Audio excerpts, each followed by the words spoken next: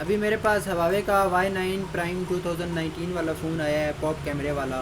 और इसके अंदर मसला ये है कि इसकी FRP को निकालना है बीच में से, जो फैक्ट्री रीसेट प्रोटेक्शन लॉक है ना, उसको रिमूव करना है बीच में से।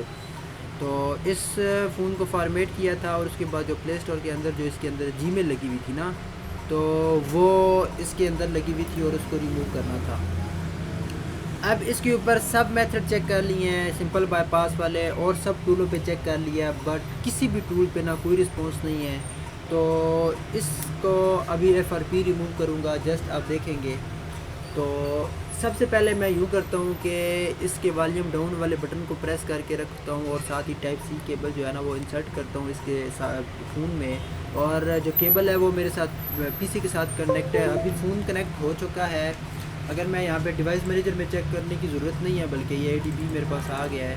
और यहाँ पे Y9 मतलब कि प्राइम भी है और STK L21 एक्चुअल में Y9 प्राइम 2019 बनता है। STK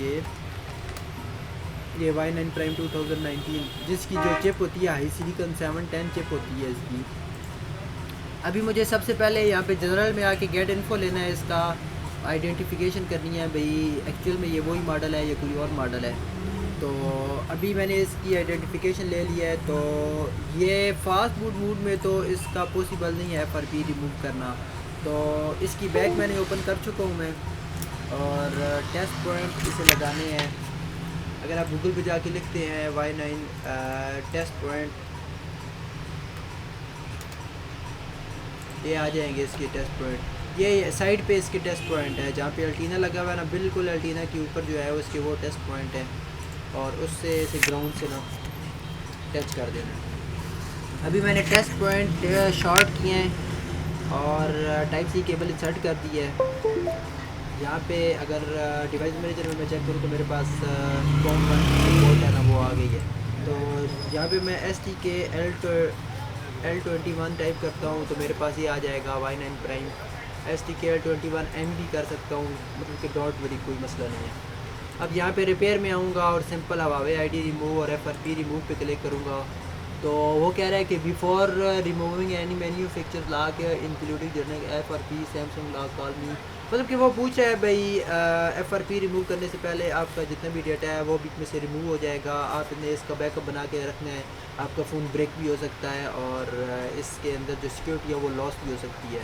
तो इस तरह होती नहीं है, तो इसे मैं ओके कर देता हूँ। और वो कह रहा है कि during the procedure the device may be lose all of your data and might be required to refresh the full frame would you like to continue. मतलब कि फिर अगेन वही बता रहा है कि इसमें से आपका सारा डेटा ख़त्म हो जाएगा और हो सकता है आपके फ़ोन को दोबारा से फ्लश भी करना पड़े। तो डोंट वरी, कर देंगे। बस जस्ट ना इसका जो FRP लॉक है वो बस ख़त्म हो जाए किसी भी तरह से।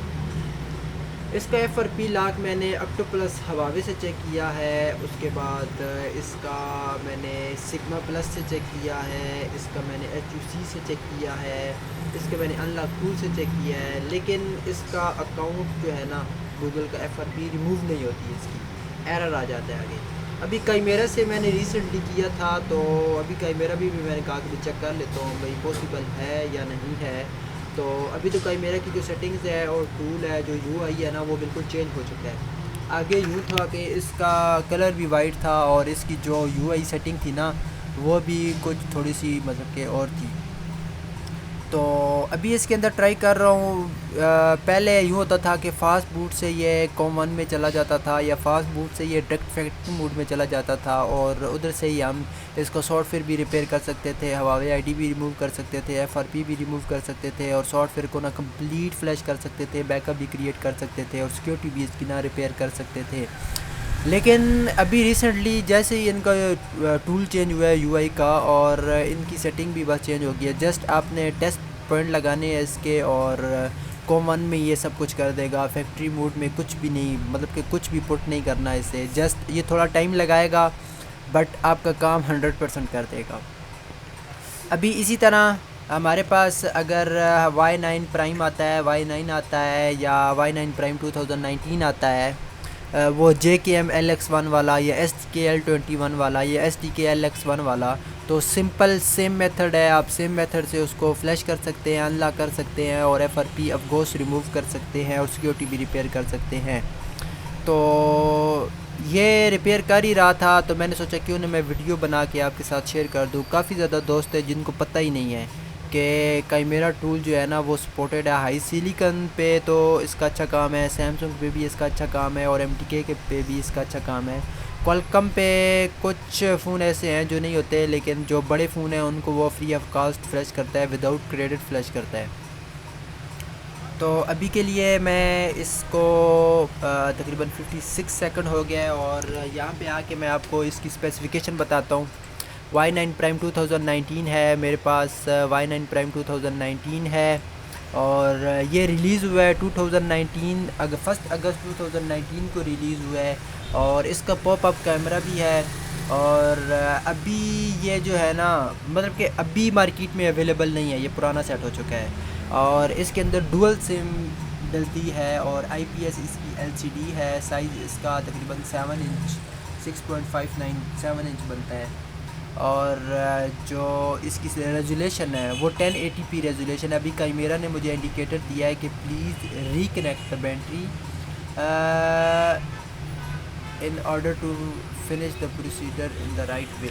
अब मुझे बैटरी को, जो बैटरी मैंने डिस्कनेक्ट की भी थी ना, उसको दोबारा कनेक्ट करके फिर दोबारा लगा दिया और मेरा ये सक्सेसफुली ऑन हो चुका है। अभी मैं आपको इसका साउंड भी सुना देता हूँ। ऑन हो रहा है, हवावे पे है ये। तो कोई भी हवावे का फ़ोन है आप उसको सिंपली इस तरह से फ्लैश कर सकते हैं, अनलॉक कर सकते हैं और उसकी FRP को रिमूव कर सकते हैं। तो यहाँ पे मैं आपको बता रहा था कि इसकी 1080p है रेजोल्यूशन। एंड्रॉयड वर्जन ये 9 में रिलीज़ हुआ था और अभी एंड्रॉयड वर्जन इसका 11 तक नहीं सॉरी अभी इसका एंड्रॉयड वर्जन 10 तक है और UI जो है ना वो 12 तक है। और Kirin 710 की जो इसके अंदर चिप लगी हुई है वही है और इंटरनल मेमोरी जो है ना वो 464 में भी आता है और 4GB 128 में भी आता है और eMMC इसके अंदर चिप। अब 16 मेगापिक्सल इसका कैमरा है और जो फ्रंट वाला है ना वो इसका 8 मेगापिक्सल है और 2 मेगापिक्सल भी है। LED फ्लैश है। HDR जो है वो पैनोरामा मतलब कि पैनोरामा 30 FPS ये बनाता है और 60 FPS जो है ना वो एक और फ़ोन हमारे पास आया है P40 लाइट है, Huawei Nova 7 आई है वो बना रहा है, ये P30 बना रहा है। अभी इसी के अंदर एक Y9S भी आता है और इसकी जो बैटरी की बात करें तो 4000 mAh बैटरी है और नॉन रिमूवेबल है और ये यूरो का मॉडल है। ठीक है।